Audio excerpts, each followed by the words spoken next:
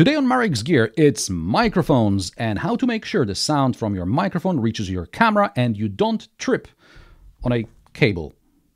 Let's find out.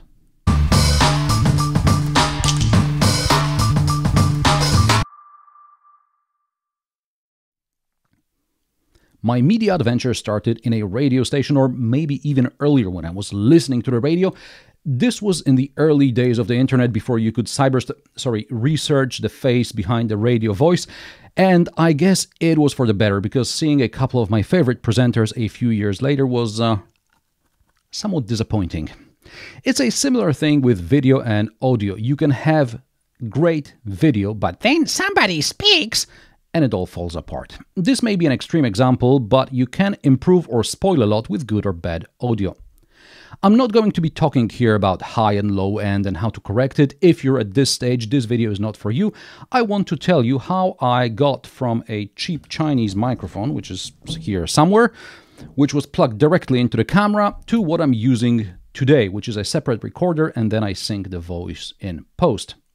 And I'm not saying this is an ideal solution for you, but I'll tell you about different scenarios and you'll choose what best fits your needs. Right now I'm speaking into a Shure SM58. This is mainly my voiceover mic and my third voiceover microphone since I started my main channel, Marek Drives. Fourth, if we count the period when I was talking directly into the voice recorder while hiding under a duvet, because a studio is all about soundproofing. Now, this here is not ideal, but this is also my guest bedroom and I need some flexibility. I'll talk about my studio and my voiceover setup in another episode. We'll skip the camera built-in mics because they usually suck. Now, there may be some exceptions, but I assume if you're looking for a different microphone, the built-in one didn't meet your expectations. The easiest thing to do is to plug the microphone directly into the camera and be relatively close to the camera. This is true about a lavalier mic, which you should have somewhere here, as well as one of these directional or shotgun mics, which are kind of mounted on the camera, and then you have to point at yourself and be able to see something. Anyway, one thing to bear in mind is the input level, because some cameras like the Lumix G8 series can be a bit hot and you can clip your audio. Recording like this implies that you have a camera with an audio input port, which may not be so obvious, especially in case of compact cameras, which vloggers prefer. Also, you will need to be relatively close to the camera, usually at an arm's reach. You can also use a directional microphone to record a short scene from a bit further away, but don't expect clean sound from a person standing 2-3 meters away. The microphone will pick up a lot of other sounds along the way. This may not be a problem when recording something like a vox pop, because you're obviously in the street and there's a lot of background noise. Another option is to have a directional mic on a boom right above the talent's head, out of the shot, but that usually implies that you have a sound technician on the set, and that in turn implies that they have better knowledge and better gear than what we're talking about here.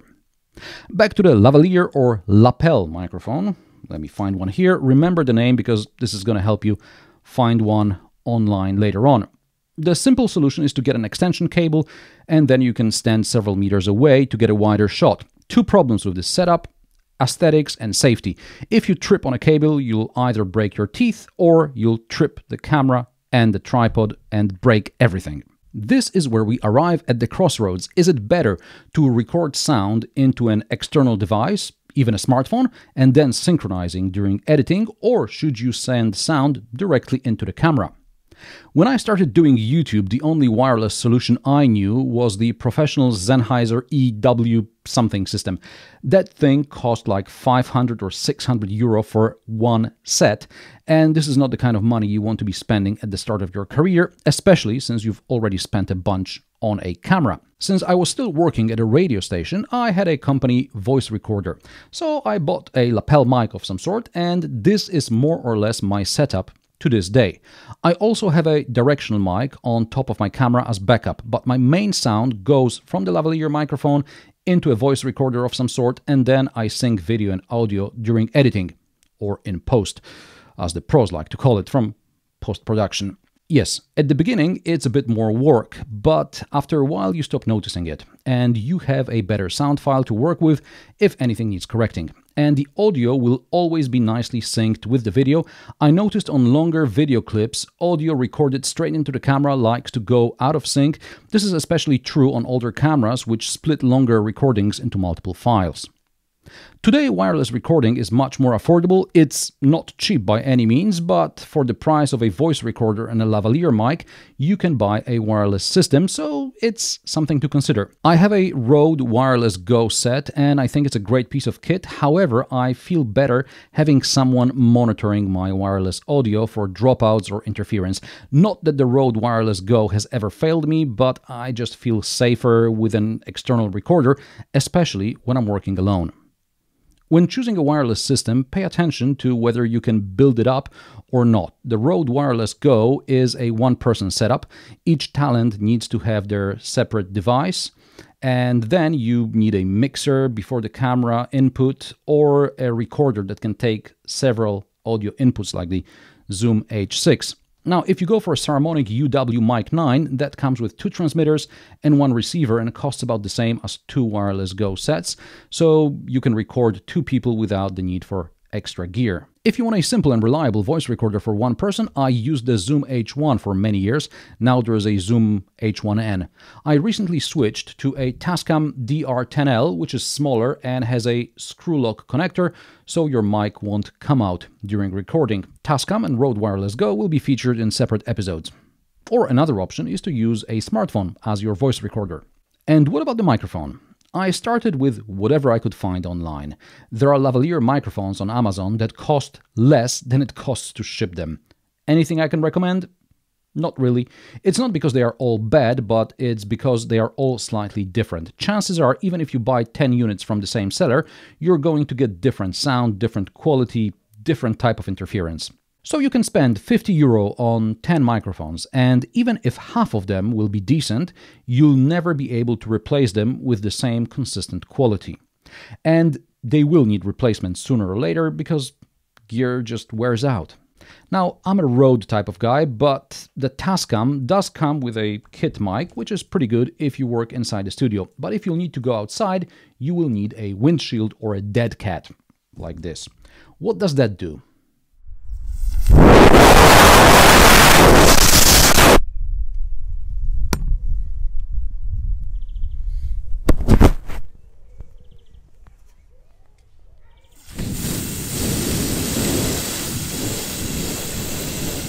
There are relatively cheap lavalier microphones out there. If you don't want to spend a lot of money or you can afford trial and error, you'll find something satisfactory within the 20 to 30 euro range, and that'll be just fine. However, if you want to record outside, make sure there are accessories for this type of microphones, especially windshields. If you need a screw lock connector, that usually takes you higher up the price ladder. I'm using the Rode lavalier, to which I can attach different connectors as needed. If you want your smartphone to be your sound recorder, make sure the mic comes with a TRRS plug. That's 3 stripes, not the TRS, which has 2 stripes, or get an adapter. When you start recording, clap. It's going to be visible on the audio wave from the camera and from the recorder, making it easier to find and sync. I usually push the voice recorder sound 0.2 of a second forward because I find it better syncs with my mouth. But that depends on the camera. Links to all the microphones and recorders I mentioned here are in the description below. These links are affiliated, so if you use them, I get a small commission, which doesn't cost you anything extra. To sum up, you want to be as close to the microphone as possible so that it picks up mainly your voice and as little of the surrounding voice as possible. If you want a wireless microphone, I suggest your camera person monitors your audio using earphones to catch any dropouts or interference. You can get a cheap lav mic, but 50-60 euro is where you should be looking at if you want decent quality. And a smartphone will do as your voice recorder if you don't want to break the bank, more than you have already. And how do you record audio for your videos? Or how are you planning to start? Let me know in the comment section below. Subscribe to Marek's Gear and press the bell icon to get notifications about new episodes. If you have questions regarding my gear and how I use it to film my shoestring budget car reviews, or you just want to see my gear at work, drop me a comment below. Thanks for watching, and I will see you in the next one.